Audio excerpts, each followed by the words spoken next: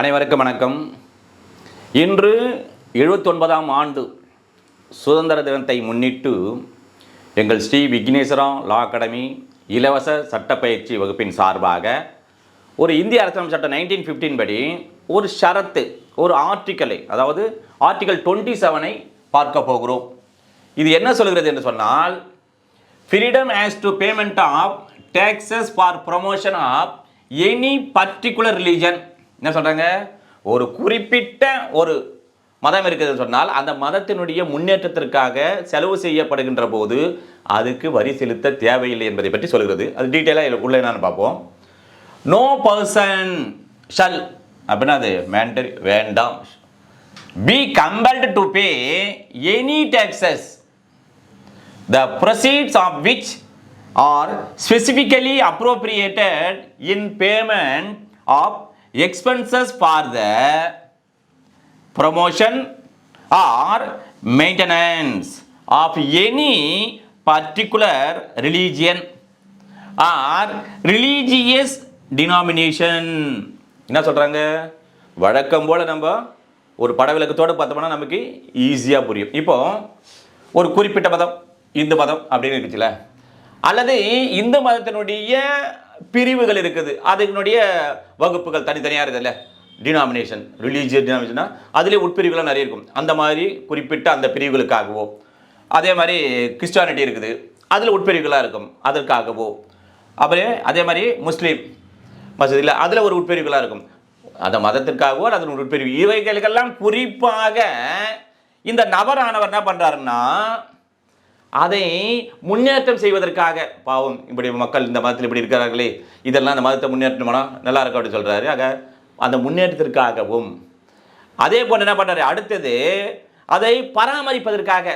சரி, ரொம்ப நலிஞ்சு போயிருக்குது அந்த மதத்தினுடைய இதெல்லாம், ஒரு சப்போஸ் அந்த மாஸ் வழிபாட்டுக்கு வராங்க, அது சரியில்லை, அது அப்போ நம்ம பராமரிப்புக்காக, அந்த பராமரிப்புக்காக இவர் செலவுகளை செய்கிறார்.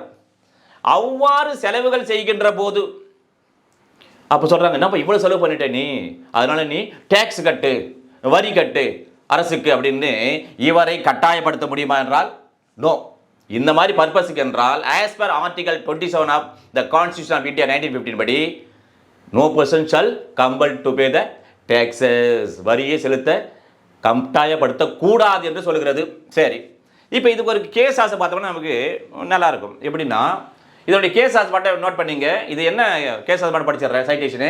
Basheer Ahmed versus state of West Bengal, all India reporter 1976, Calcutta, page number 142.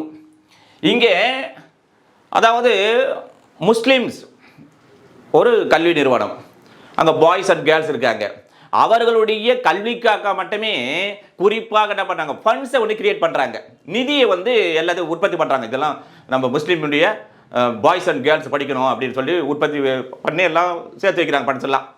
பிறகு அதை செலவு செய்கின்ற போது அவங்க சொல்கிறாங்க, வரி கட்ட சொல்கிறாங்க அரசு.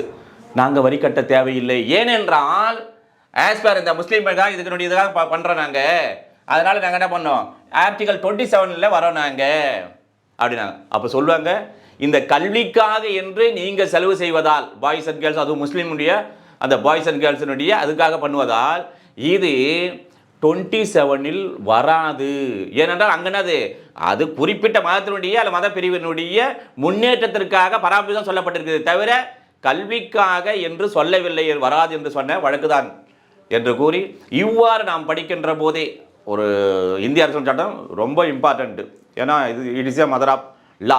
எனவே as a lawyer, as a civil judge என்ன பண்ணணும், நம்ம கண்டிப்பாக இந்திய அரசியலமைப்பு சட்டத்தை தெரிந்திருக்க வேண்டும் என்று கூறி அடுத்த சந்திப்போம். நன்றி, வணக்கம்.